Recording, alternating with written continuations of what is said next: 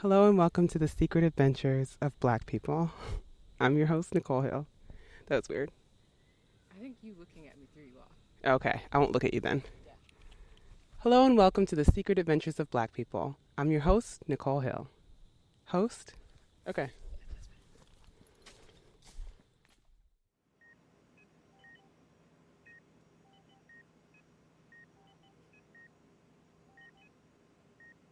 I'm in a hospital room in the pre-pandemic past. I'm looking at my perfectly healthy 50-something-year-old mom who's suddenly been diagnosed with a rare disease and can't walk. Weren't we just hiking like a month ago? That is not how you skip rocks. Just by throwing it directly into the ocean. It's so pitiful. The doctors seem to not know more than they know. And my mom can't walk.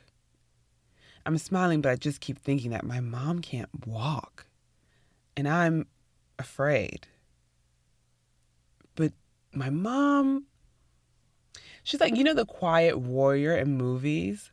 The one that's the least showy, but always the most heroic? That's her. She's like, oh, thank you so much, doctor. I'll be walking again soon, so I wouldn't worry about that.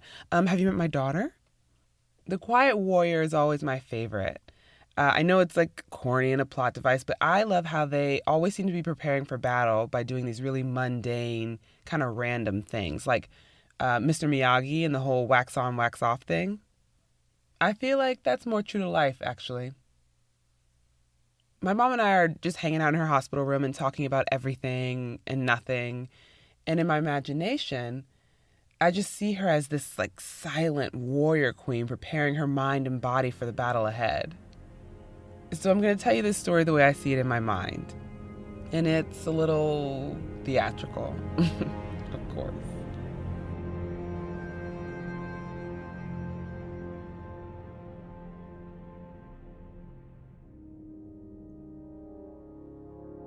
My mother's quest is one to learn to walk again.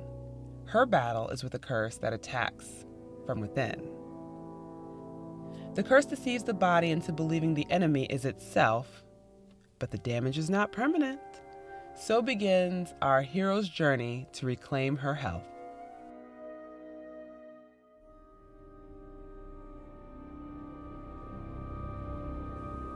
She takes elixirs for strength to navigate the treacherous road ahead and begins gathering weapons from her hospital bed. Her traveling bard, that's me, is by her side day and night, preparing a detailed record of our hero's valiant fight.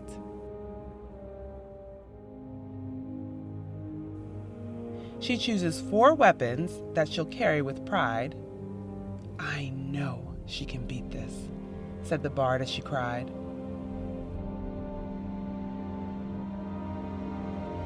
Weapon 1 is an oddity that the past often begets, its fond memories slightly darkened by the shadow of regret. Yeah, I do very, very much remember Nana's hands. Yeah. But my hands were very important to her.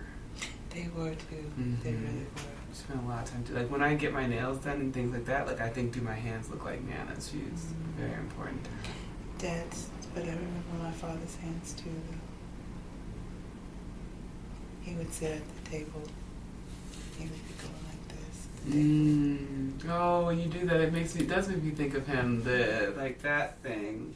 Yeah, because I do that. Yeah. But that's a move I got from somebody else. Grandpa did that. He Oh, did that. wow. I'm thinking about him quite a bit lately. Yeah.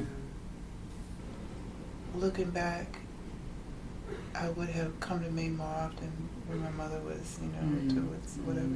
But we came we did. We did, and it really pretty regular. And it really worked out great. It's just Of course, it's you wish you did more.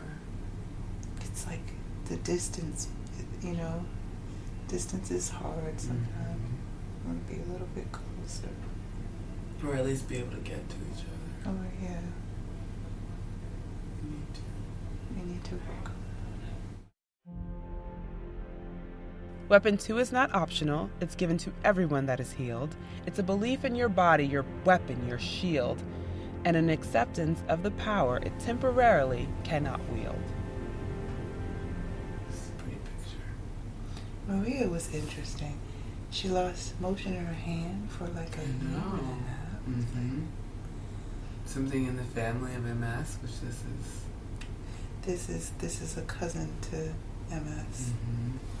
This whole situation, and I feel like my body's not just attacking itself. There's a reason why it does that.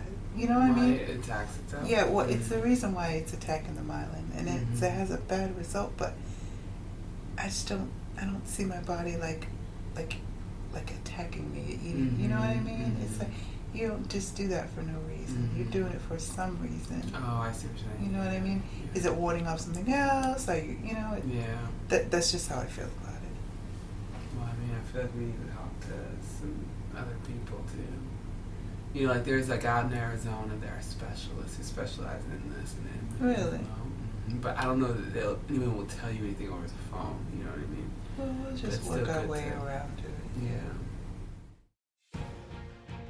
The second to last weapon is among a parent's favorite device. It's the mysterious strength that comes from giving grown children unsolicited advice.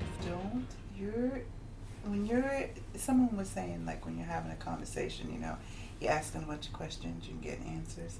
You're not engaging when you're asking a bunch of questions. You're not. And you like to just interrogate and then ask a bunch of questions. Not interrogating. Not I'm interrogate. interested. And you can be interested, but you have to engage. You're not engaging. You're like, I'm going to need my grandbabies first. Well, that's why I'm on the internet. Honey, you can't Online shopping for men. Listen. I think the only way. eHarmony is the better way. Go to eHarmony. Why? What do you know about eHarmony? Because they match all of who you are with whoever somebody else is. And then you all meet each other and you see what happens. But they match you based on who you are. And it's reputable. All this stuff you're talking about, I don't like that. And I don't even know if I even like the idea of that. I don't know. Well, it's the only way. Will you stop it? It's late now. This is late. It is late in the country, and drive slow because sometimes animals come out. Not a big deal. You won't probably see anything, but I'll drive slow. yeah, it's better to drive slow. It's easier. Her final weapon is dangerous, but you'll like it because it's dope. It's a mother's love wrapped in a whole lot of hope. Staring at me. See if I can remember you as a baby. I remember you standing up in the bassinet. It's like I remember going in the bedroom and opening the door and seeing you stand up in the bassinet. It's like, oh my God, what are you doing? Sit down, you're not supposed to do that. And riding in the car with me. It was just me and you. Do that. It was me and you. And then we got us some twins. So, And then we're going to get us a whole bunch of other family. And it's going to be good.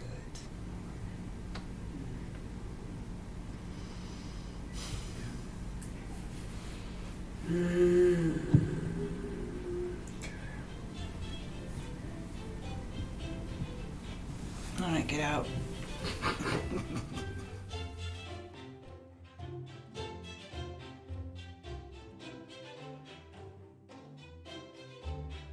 The end.